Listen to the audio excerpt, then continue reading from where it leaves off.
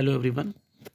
CBSE की जो examination अभी होने वाले हैं 2023 में, उससे रिलेटेड जो इम्पोर्टेंट क्वेश्चंस हैं एमसीक्यू हुए फॉर्म में, जो आपका फर्स्ट सेक्शन होगा ना, उसमें 1 to 16 क्वेश्चन होंगे, जिसमें 12 क्वेश्चन आपके एमसीक्यू बेस्ड पर होंगे एंड 4 असर्शन रीजन पर होंगे। तो उससे रिलेटेड मैंने ये इम्पॉर्टेंट क्वेश्चन की सीरीज एक स्टार्ट की है, जिसमें आपको सारे मिक्स टाइप के क्वेश्चन मिलेंगे। तो आप लोग इन क्वेश्चन को देखिए और ट्राई करूँगा कि हर क्वेश्चन को डिटेल में डिस्कस करूँ। तो चलिए टाइम ना वेस्ट करते हुए क्वेश्चन स्टार्ट करते हैं। पहला क्वेश्चन जो आप स्क्रीन पर देख रहे होंगे, नेक्स्ट क्वेश्चन को मत देखिएगा, जो मैं जिस पर टिक लगाऊं उसी पर फोकस कीजिएगा, क्योंकि ये सारे पीडीएफ फॉर्मेट में है क्वेश्चन, तो एक दूसरे के बाद अरेंज होंगे। तो आप पहला क्वेश्चन पर फोकस कीजिए। पहला है, gel electrophoresis is used for, option है construction of recombinant DNA by joining with cloning vector. Second option, isolation of DNA molecule. Third, cutting of DNA into fragment. And the last, separation of DNA fragment according to their size. तो बेटा इसका जो answer होगा, देखिए gel electrophoresis का use क्या होता है, जो डीएनए होते हैं वो अलग अलग हो जाते हैं और उनके साइज के अकॉर्डिंग हम उनको फिल्टर करते हैं, मतलब आइसोलेट करते हैं। तो इसका जो आंसर होगा वो डी होगा। ठीक है, नेक्स्ट क्वेश्चन पर जाते हैं, क्योंकि थोड़ा सा स्पीड में करेंगे तो ज़्यादा क्वेश्चन हो जाएंगे। अगले क्वेश्चन पर फोकस कीजिए। Question number 2।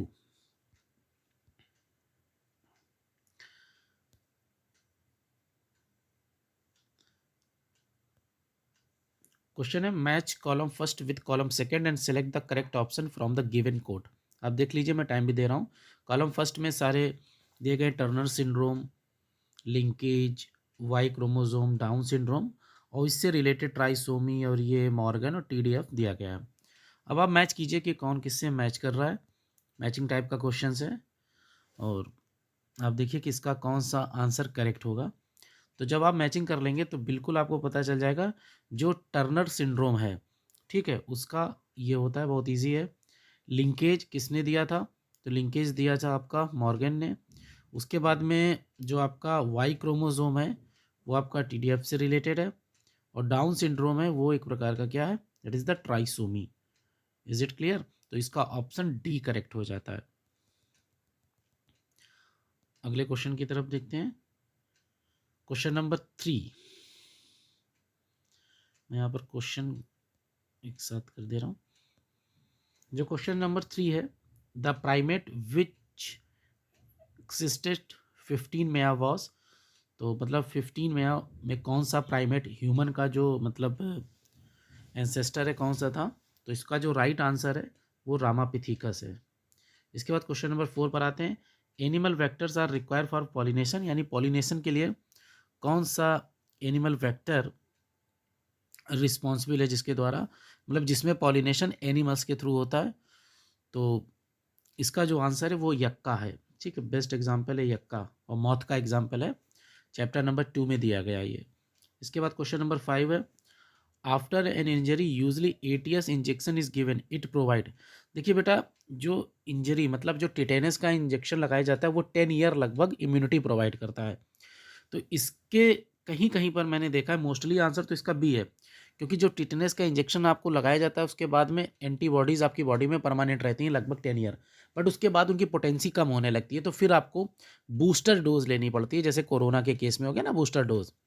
तो अगर आप डिस्कस कर लीजिएगा, मैंने तो डिटेल में डिस्कस किया है, मोस्टली करेक्ट आंसर इसका बी माना गया है, बट चूंकि कहीं पर इंजरी हो जाती है तो लगाना पड़ता है 10 ईयर्स के बाद, तो उस पॉइंट ऑफ व्यू से आंसर ए होगा।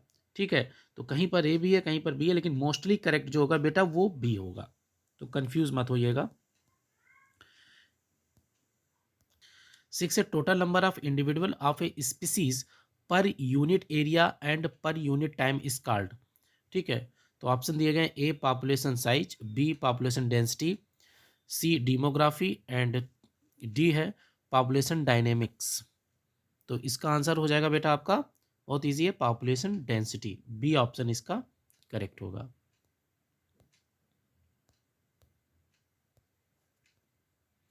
इसके बाद क्वेश्चन नंबर 7, ये मैचिंग टाइप का क्वेश्चन है। तो कॉलम फर्स्ट में ऑप्शन आपको दिए हैं, golden rice, BT cotton, Flavr Savr, Rosie काऊ।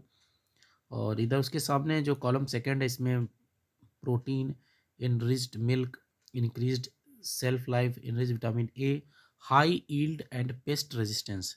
तो आप दोनों को अगर चेक करेंगे तो बीटी कॉटन आपको मालूम ही है क्यों होता है, कॉटन रेजिस्टेंस जीन्स में ये जीन इंसर्ट किया जाता है ना, बेसिलस थ्यूरेनजेनेसिस का। देखिए यहाँ पर यही नहीं कि आपको डिटेल में भी हर चीज़ पता भी होनी चाहिए कि क्या हो सकता है ना उससे रिलेटेड कोई दूसरा भी ऑप्शन बन जाए, दूसरा क्वेश्चन भी बन सकता है। तो हर चीज़ को अगर ऑप्शन वाइज हम लोग करेक्ट करते चलेंगे तो कभी ये प्रॉब्लम नहीं आएगी कि उससे रिलेटेड आंसर क्या हैं, तो आपको वो भी डाउट क्लियर तो राइस जो है वो विटामिन ए से इनरिच होती है। ठीक है, तो अगर दो आपको ऑप्शन मिल सकते हैं तो आप इजीली क्वेश्चन को फाइंड आउट कर सकते हो कि उसका आंसर क्या हो सकता है।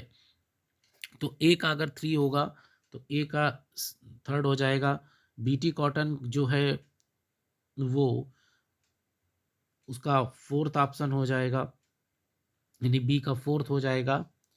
और उसके बाद में जब 2 मिल गए तो आई थिंक आपका आंसर नंबर 1 करेक्ट होगा। ठीक है, सी है जो फ्लेवर सेवर, इसका आंसर क्या हो जाएगा, इनरिच से लाइफ हो जाएगा, ये इससे हो जाएगा। और रोज़ी का हो तो मालूम है क्या होता है, प्रोटीन इनरिच मिल्क होता है, तो इनको मैच कर लीजिएगा, तो आपका आंसर ये हो गया। अगला क्वेश्चन की तरफ हम लोग बढ़ते हैं। तो जो नेक्स्ट क्वेश्चन है बेटा स्क्रीन पर आपके, क्वेश्चन नंबर 8, इस पर कंसंट्रेट कीजिए। हाउ डज वैक्सीनेशन वर्क, मतलब जब आपकी बॉडी में कोई वैक्सीन लगाई जाती है तो वर्क कैसे करती है। ऑप्शन देखिए, पहला है the immune system produce antibodies which stay in the blood. ठीक है, वैक्सीनेशन होता है तो इम्यूनिटी प्रोवाइड होती है, एंटीबॉडी बॉडी में बनते हैं। दूसरा है memory lymphocyte are produce, they remain in the body to fight off any future infection with the same pathogen.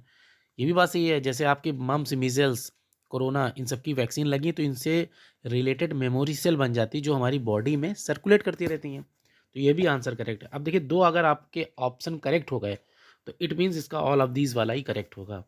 ठीक है, और तीसरा तो है dead pathogen stay in the body and constantly stimulate the immune system, ये भी correct है।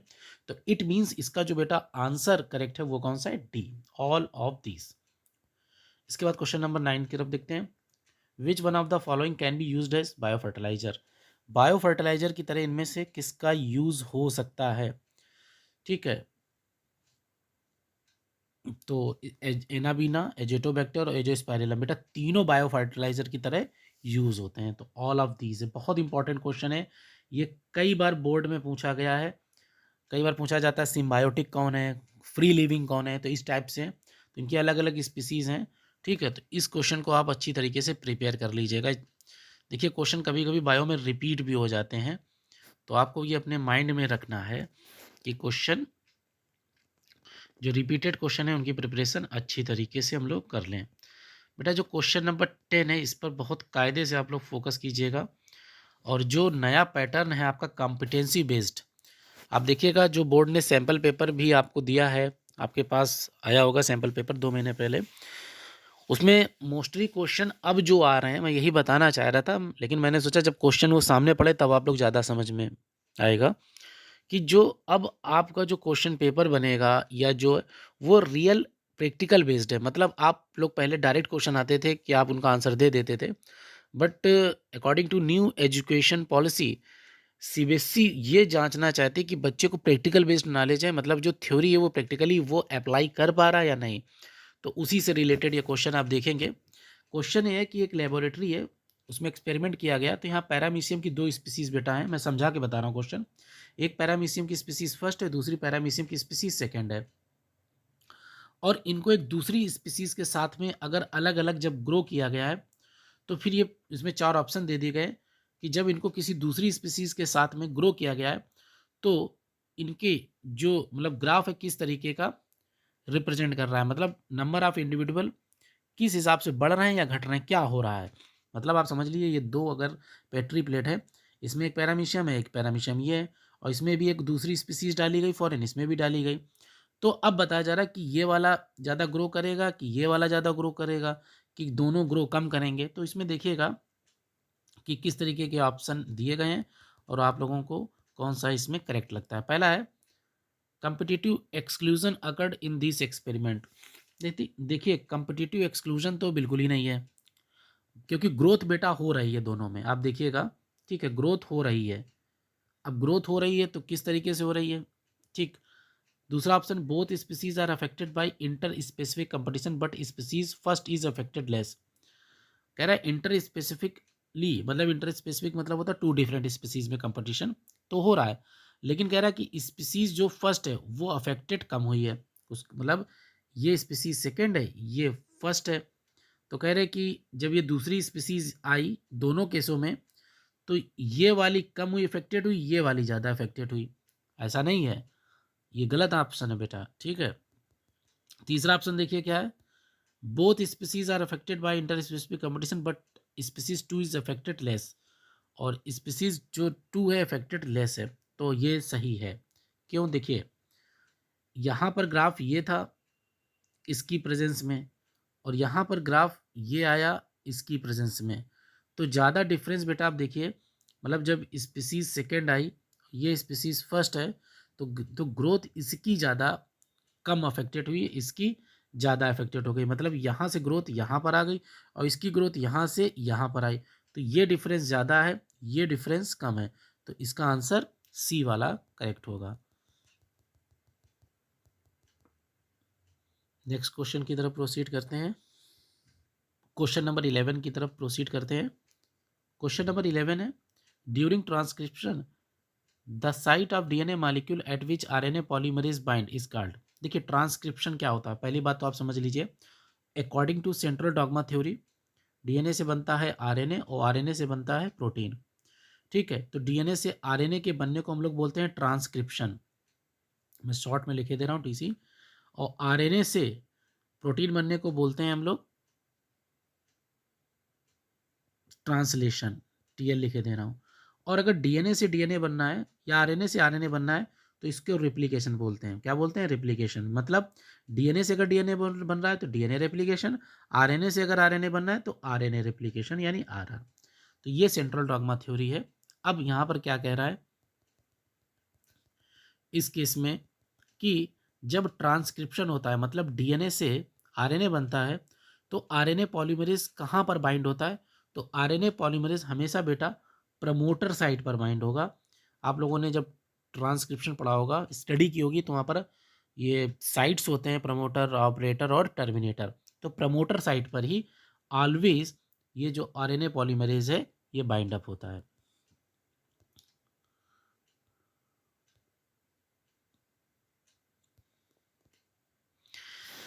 देखिए क्वेश्चन नंबर 12 है, match column first with column second and select the correct option from the code given below. देखिए यहाँ पर वही column वाले क्वेश्चन है, यहाँ कंडीशंस दी गई, पार्चुराइजेशन, गेस्टेशन, ओव्यूलेशन, इम्प्लांटेशन, मीनोपॉज, और यहाँ पर सारे टर्म दिए गए हैं। तो ज़्यादा टाइम ना वेस्ट करते हुए हम लोग इधर से सीधे आपसे, देखिए पार्चुराइजेशन क्या होता है। अगर पार्चुराइजेशन की बात करेंगे तो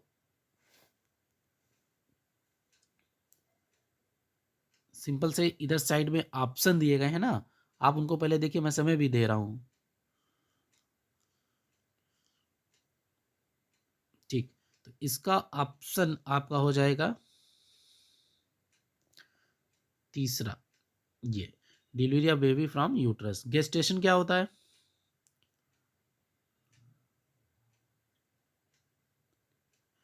ये वाला हो जाएगा चौथा। तो जब दो मिल गए हैं तो आप आराम से फाइंड आउट कर सकते हो, लेकिन तब भी मैं बता दे रहा हूँ। ओव्यूलेशन तो मालूम ही है, ग्रेफिन फॉलिकल से एक का निकलना है, तो ये हो गया। इम्प्लांटेशन अटैचमेंट ऑफ ये,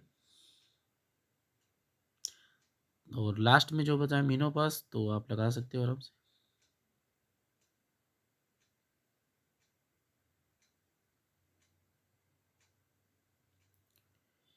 ये तो आपका आंसर डी करेक्ट हो गया। टाइम थोड़ा बेटा इसलिए दे रहा हूँ ना, बीच में रुक जाता हूँ कि आप लोग इस क्वेश्चन को अच्छी तरीके से स्टडी कर सकें, ठीक है। तो मैंने इतने क्वेश्चन करा दिए, ठीक है। शॉर्ट वीडियो बेटा ये बना रहा हूँ, और ज़्यादा क्वेश्चन नहीं, 10 10 12 12 के क्वेश्चन की ये सीरीज होगी, जिससे आप लोगों को ज़्यादा टाइम भी ना लगे, कहीं भी इन क्वेश्चन को देख लीजिएगा, लेकिन अच्छी तरीके से समझिएगा। इसके नेक्स्ट वीडियो में मैं इसके आगे के क्वेश्चन आपको कराऊंगा, ठीक है। तो अगर वीडियो अच्छा लगा तो प्लीज़ चैनल को लाइक कीजिएगा, सब्सक्राइब कीजिएगा, और ट्राई अब करूँगा कि आपके लिए अपडेटेड वीडियो में लेता रहूँ जो इंपॉर्टेंट क्वेश्चन है बोर्ड के पॉइंट ऑफ व्यू से। हाँ, ये क्वेश्चन आपके बेटा नीट के पॉइंट ऑफ व्यू से भी इम्पॉर्टेंट है, ऐसा नहीं नीट में भी यही आते हैं।